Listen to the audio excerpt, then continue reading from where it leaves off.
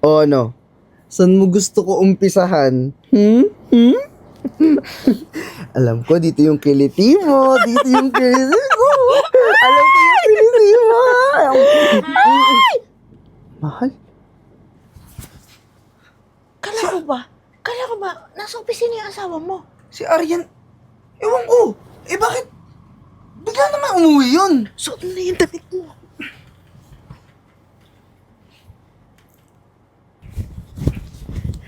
Bilisan mo. Okay na ako. Asan na cellphone? Punta ka na doon sa pinto. Cellphone. Mahal?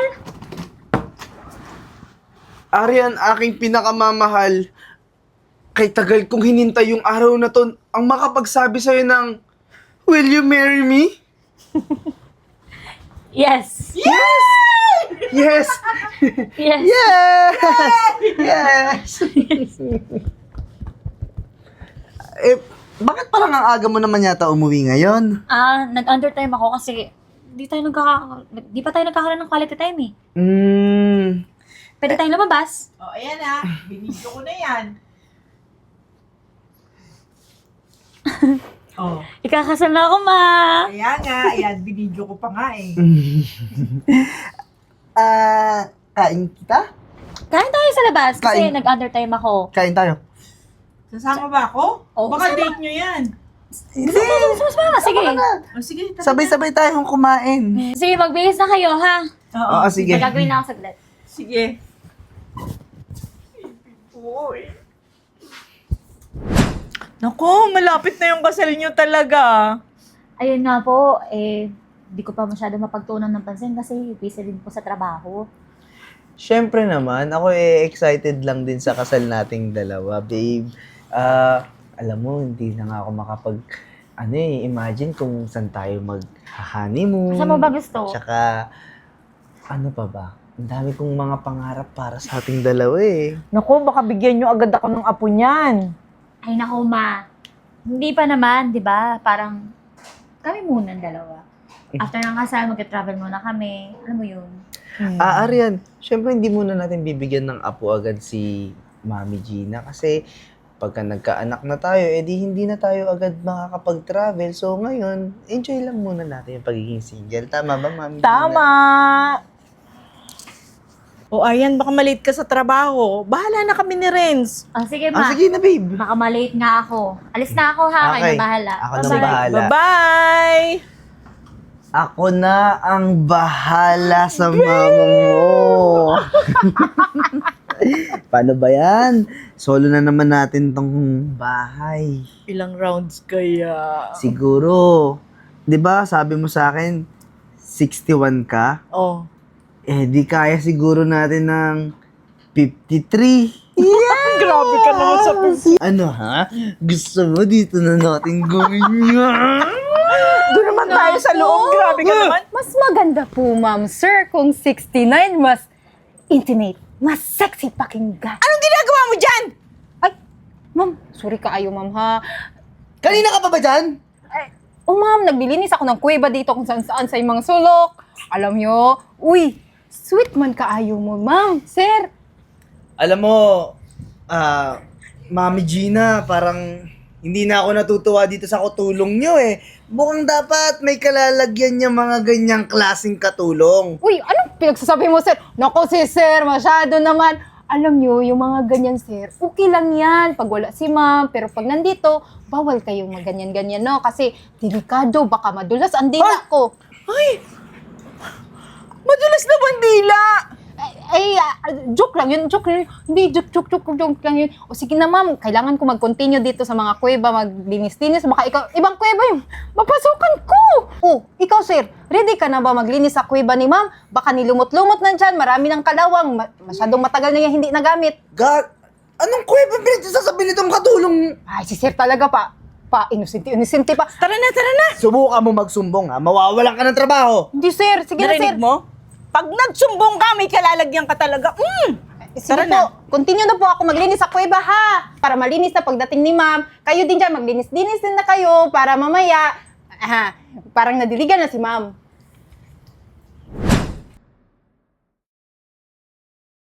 Pumasok na ba si Arian? Kanina pa. Eh, yung katulong. Oo nga, no. Kanina ko pa din napapansin yung katulong na yun eh. Nagluto yun kanina bago umalis si Arian. Teka nga, baka nandito na naman. Wala naman. Hiya mo na yun. Baka may binili lang sa labas. Eh, ba't parang lungkot-lungkot mo naman? Eh, kasi naman, wala nung pinakasalan mo si Arian. Minsan na lang tayo magkausap. Minsan na lang tayo maglabing-labing. Ay, nagsiselos naman tong baby sugar loves ko na yan. Ano ka ba? Ikaw pa rin naman yung the best. Ikaw yung siksik, liglig at umaapaw na sarap. Talaga? Oo, huwag ka na magselos dun kay Arian. Eh, si Arian naman kasi, may mga pangangailangan ako na si Arian lang yung nakakapagbigay. At saka, kailangan natin si Arian dito sa bahay kasi sa kanya lahat yung gastusin, di ba?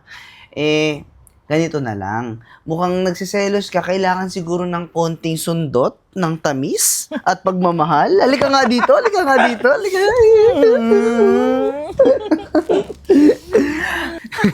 Ikaw mo? Ano, ha? Ang shit naman. Loving ulit kayo, madam! Uy, gikilig ko, ha? Kamuyod. Ayaw na ninyo padugayan ng mga labing-labing, no? Huwag niyo nang patagalin ba yung mga labing-labing niyo kasi alam niyo naman, pag nabuko kayo, mas masakit, baka maghiwalay kayo. Eh, bakit hindi niyo na lang isabihin kay ma'am yung totoo niyo nararamdaman para sa isa't isa? Ano kaya kung ikaw ang humiwalay? Ikaw ang mawala rito sa bahay. Uy. Mukhang marami ka nang nalalaman eh. Uy, ma'am, nakaganito yung bibig ko, ha? Hindi ako nagsasabi-sabi kay ma'am. Tsaka parang ang dagat. Kung saan ka nagsusulpot.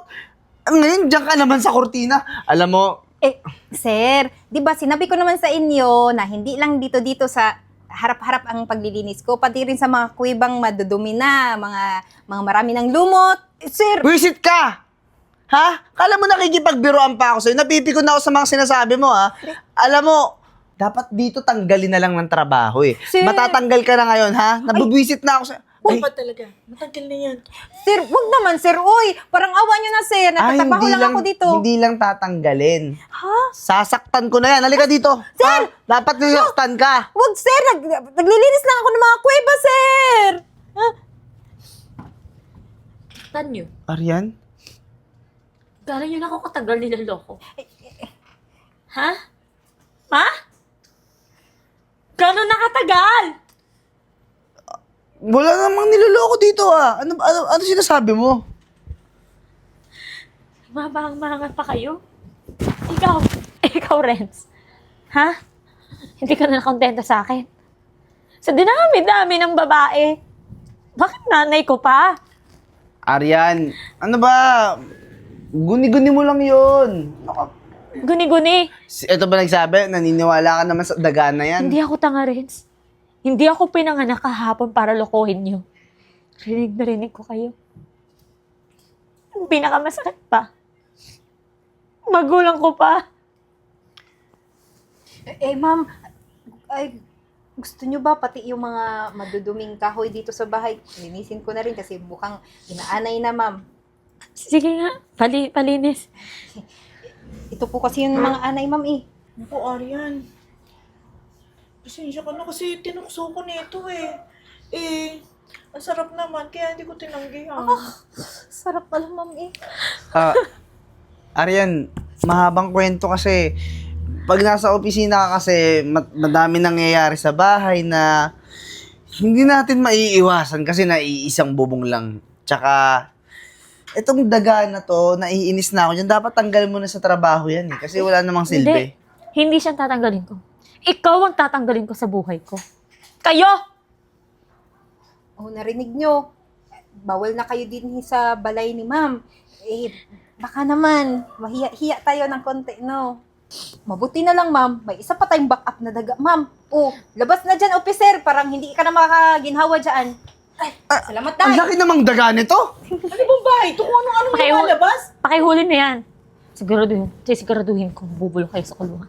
Lalo ka na. Baboy ka! Arian! Mga baboy kayo! What? Tara na. Arian! Huli na matay. Punta na daw kayo sa kulungan, bago yung bahay, ma'am. Bagong bahay ng mga anay.